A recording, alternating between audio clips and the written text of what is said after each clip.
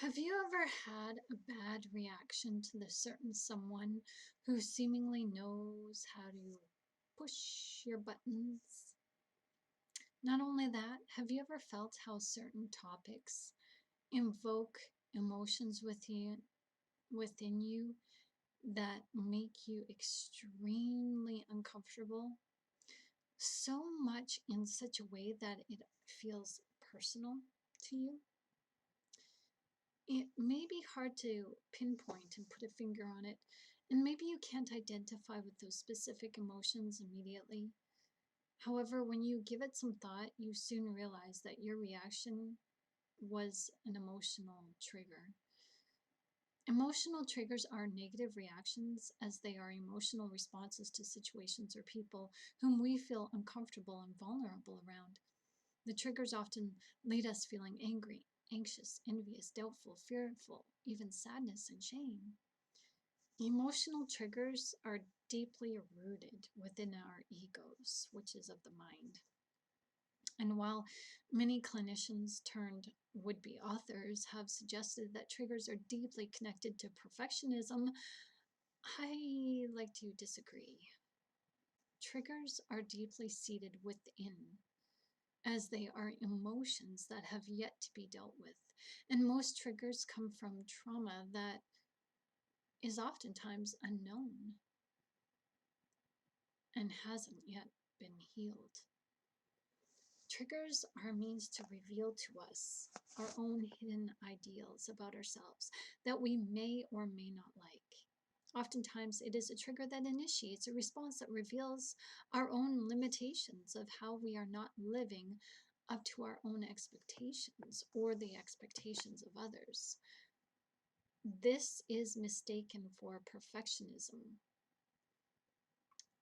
However, the root of the matter is feelings of inadequacy, a feeling of unworthiness, and a feeling like one just doesn't matter.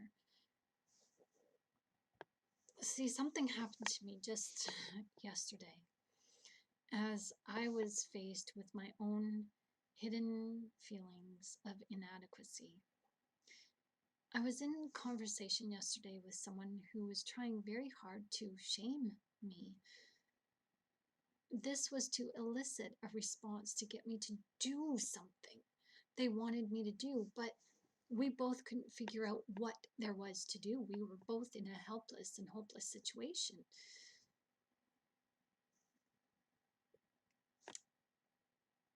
I knew this, and I did feel myself absorb just a little bit of their shaming of me as this person tried to shame me using my motherhood against me and how I am so smart and intelligent to write books, then they could not understand how I put myself in a position of not being able to fulfill my financial commitment to them. Hello, we're all in COVID lockdown.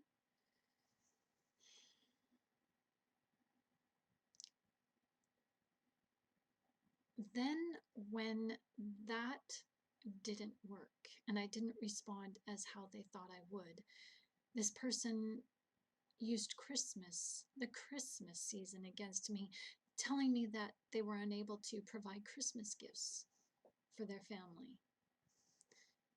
When that didn't work, this person then used sarcasm against me, calling me out on something that they clearly didn't believe and thought I was full of shit. See, I had confided in them and told them something that, okay, I get it. Some people do not believe, as even in this time of great awakening, people are pitted against each other. Trump supporters or Biden supporters, Q followers, QAnon followers, evil versus good, truth versus lies. And what I confided in this person concerning the great awakening, they probably think I'm a dreamer. That's okay. Most people go around thinking that if it's too good to be true, then it usually is. I'm not a dreamer. I am God's daughter and I have witnessed miracles. And so I know. But just because someone doesn't have the experiences I do does not make me a false witness or a dreamer or a liar. Now, I tried really hard not to absorb this person's accusations and their fault finding innuendos of me. I left the meeting hurt, angry, and very humble. And if had not God been on my side, I would have felt humiliated. I went to bed not feeling crushed, but feeling empowered that God was with me. But the next day, this morning, when I woke up, I felt empty inside and numb. I felt no peace, and I asked God to help me.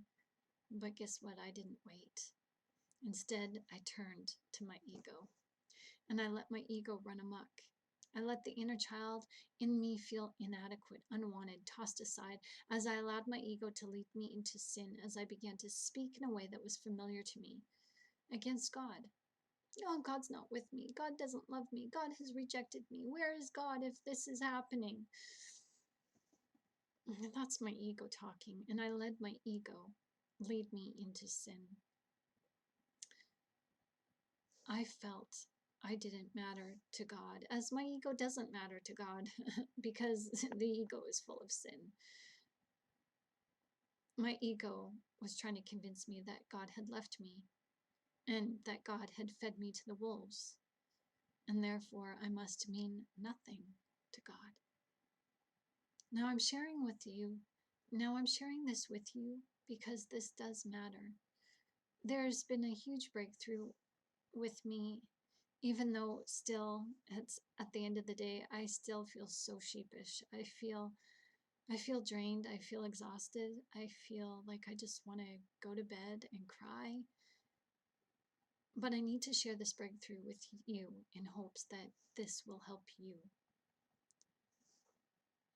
In reading an article on triggers, I also feel the need to share this because if you are seeking growth, you need to seek inner healing and understand and recognize your triggers. And this inner healing goes against the article that had a physician's perspective that I read today. Now, don't get me wrong. This article does say that it's important to identify the topics that trigger us. Yes, I agree. I absolutely agree. And it is equally important to help ourselves work through those identifiable triggers. Yes. To lessen their emotional grip over our mental and spiritual well-being. Absolutely. However, it is not in our best interest to avoid people and situations that would cause us emotional triggering. I would like to offer a quote from this article published from psychologytoday.com. This is the quote. The idea is not to run away from these situations and create a bubble that separates you from the outer world. However, being aware simply helps us to know our limitations and avoid as much as possible exposing ourselves to those limitations that hurt us and negatively affect our mental health and self-esteem. End quote. My response is, while I do agree to a point to this article, I do feel as it has been important for my own healing that being aware of our own emotional limitations means to accept who we are and offer no room for growth and strengthening. This isn't helpful. This is limiting and perhaps keeps us away from potentially wonderful and beneficial people and situations in our lives. No, it's far more important to work out our limitations so that we can accept ourselves in any situation and in the company of anyone who comes along. Because when you do inner growth and you get rid of your ego, then the ego of somebody else doesn't matter and it doesn't trigger you. The entire reason for inner work is to find validation, not outside of ourselves, but inside. We have to go within so that we do not look to situations and people for our own self-worth, because that is what is failing us. And this has been my experience over and over and over again. I would like to explain just what I mean, using myself as an example, if I may. Because over the course of 9 years, I have been on a quest to heal my inner childhood trauma. And that trauma led me to understand the term narcissism. I have done extensive work on myself to heal and work through the brainwashing, the trauma bonding, and the hurt and pain that goes along with this type of abuse. I have been finding myself in narcissistic relationships regardless of the inner work I have accomplished so far. There's a reason. About a month ago, God exposed me to someone who challenged my self-worth. I laid my ego down as it was clear this person could not trigger an emotional response from me in the way of calling me out on the things that would normally cause me offense.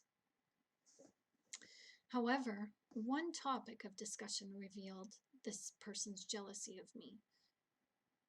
I am too much of a conversationalist as I talk to both men and women, and this person did not like that I talked to men. They assumed that because I talk to men, I must form emotional attachments to other men, and therefore I was not a good match for this individual because he wanted my exclusive attention. It's all about control and isolation and separating you from your friends and family. Well, this stung as this person had the wrong impression of me based on their own ego, based on their own hidden, unresolved trauma. And they were trying to hold me accountable and responsible and nail me to the wall for their emotional pain that they were taking on from the responsibility of their parents that caused them trauma in the first place. And because of this person's jealous nature caused me to walk away and revisit other jealous past relationships that were in my life. Jealousy has always been a running theme for me, and this led me back to the historical trauma from my dad.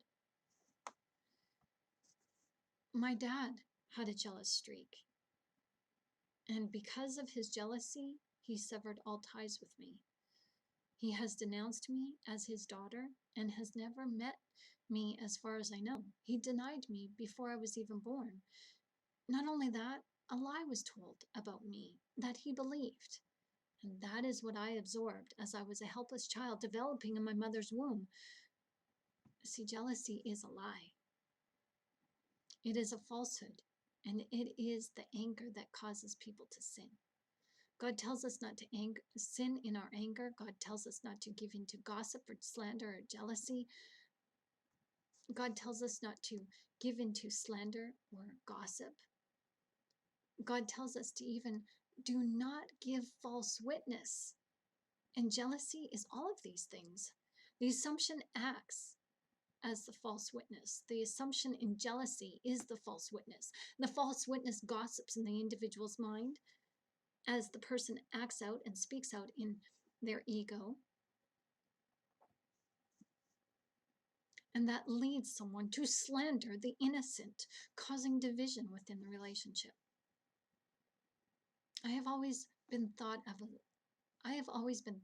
as a lie when it comes to my dad and other toxic relationships. See, my mother told my dad that I was not his child. My dad, in his jealousy, in his rage, in his intent, he wanted to murder my mother, which would effectively murder me. In my mother's womb, I absorbed that negative energy. I absorbed the lie and became the lie, falsely accused. I believed the lie that I was unworthy, I was rejected. That is the truth. I am unworthy in my parents' eyes, but that doesn't mean I'm unworthy. I am rejected in my parents' eyes, but that doesn't mean that I am worthy of rejection. They validated that I was the lie. They were right about me, as my feelings of rejection could only further validate that I was a lie. Does this make sense?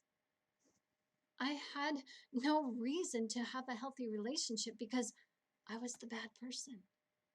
I was responsible for the relationship going astray. because of the lie that I took on from my dad's false belief.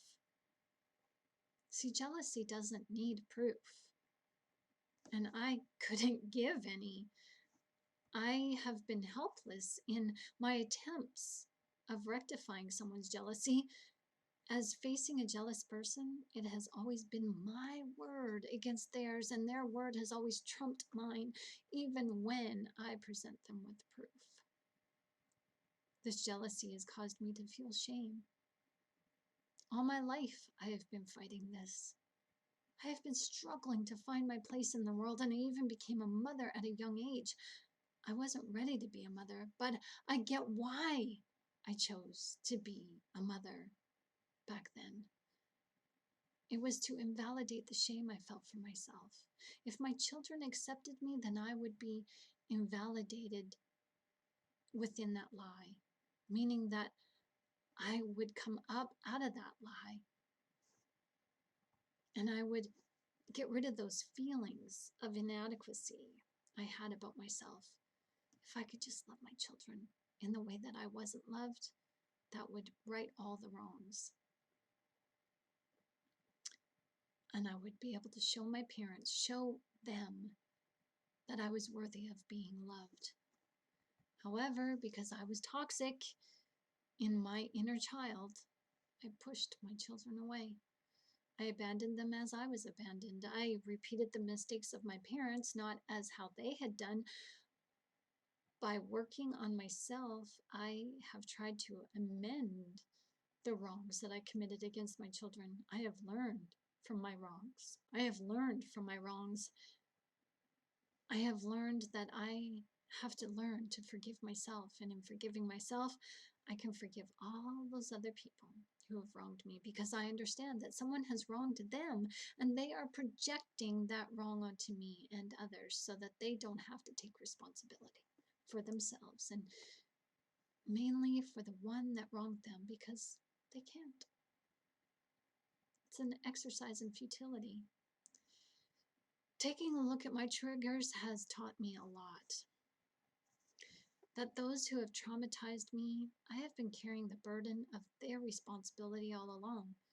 I have been footing the bill for them, so to speak, as their shame of me has caused me my own downfall, as I have allowed their toxic behavior to try to have me take the responsibility of shouldering their burden of pains that were committed onto them, to which they burdened me with.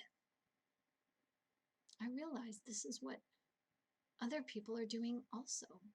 Those men who are toxic for me, the women who are friends and in positions of authority over me, they are doing to me what I have done to others, and what was done to me and what was done to them. The difference is I see it, and I am healing myself. They are not yet. They're traveling on that road less traveled that leads to freedom. This morning, I allowed my trigger to take hold, as I had not realized I absorbed the shame this woman was trying to put on my shoulders yesterday. I am guilty, but not in the way that she accused me of. We are all subject to our circumstances, and all of us are overloaded and burdened right now with financial loss at the moment. We are all struggling to just stay alive and survive this. Should we be ashamed for that? No. Most of us are struggling in our own trauma. We should not feel ashamed for that either.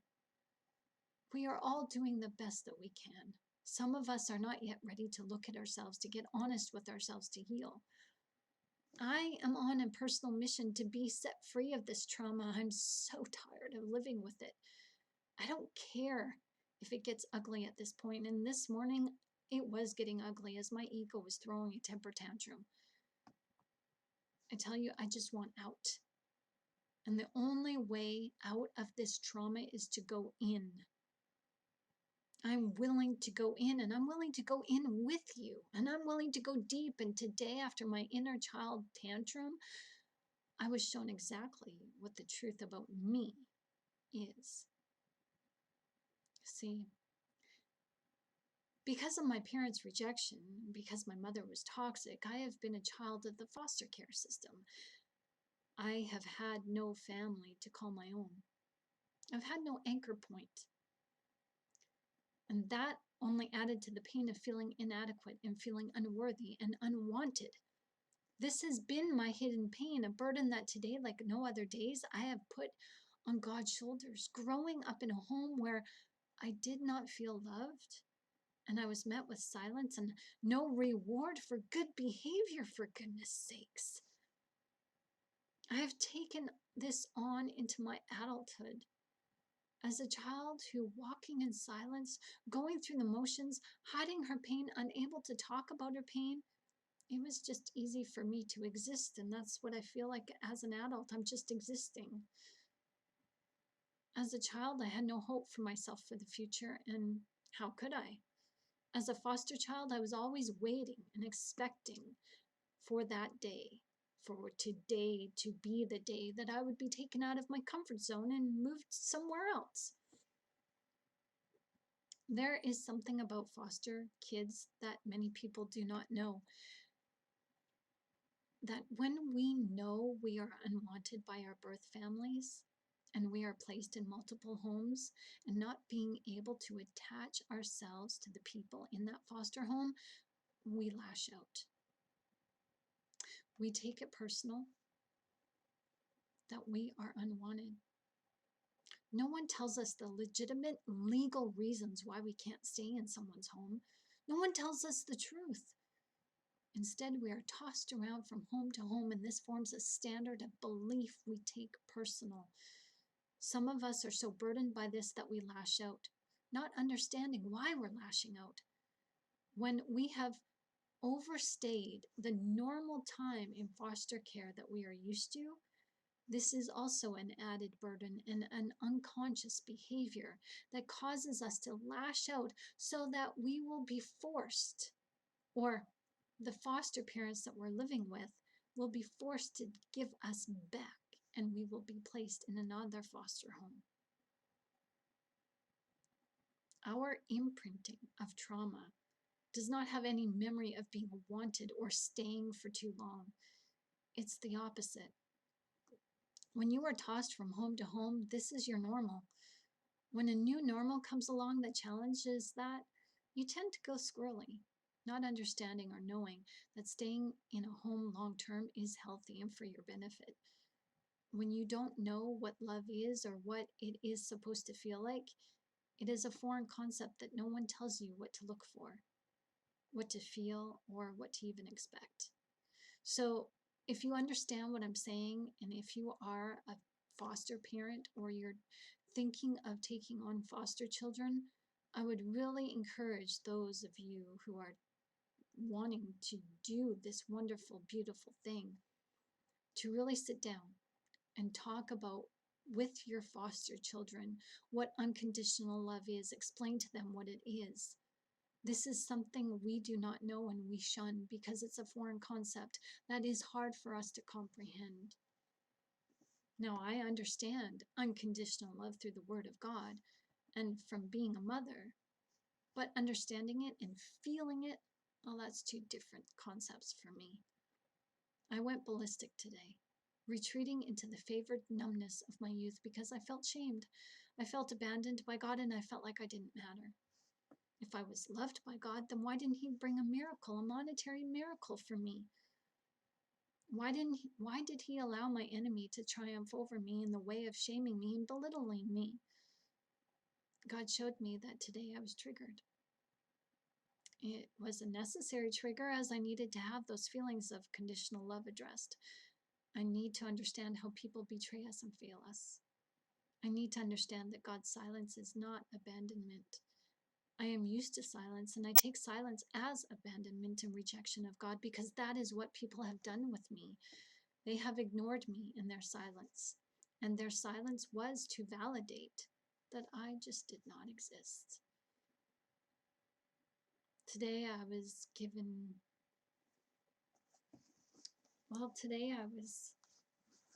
triggered, and that brought up deep feelings of pain. Knowing that my connection with my parents was severed before I was born, well, I'm okay with that. As understanding the ego of jealousy helped me to understand that my parents are responsible for their actions and their rejection of me is no longer my burden. I have tried to rectify that burden, but I cannot. My works cannot fix the wrongs, and my works cannot save me. Oh, I have just learned today something hidden about salvation.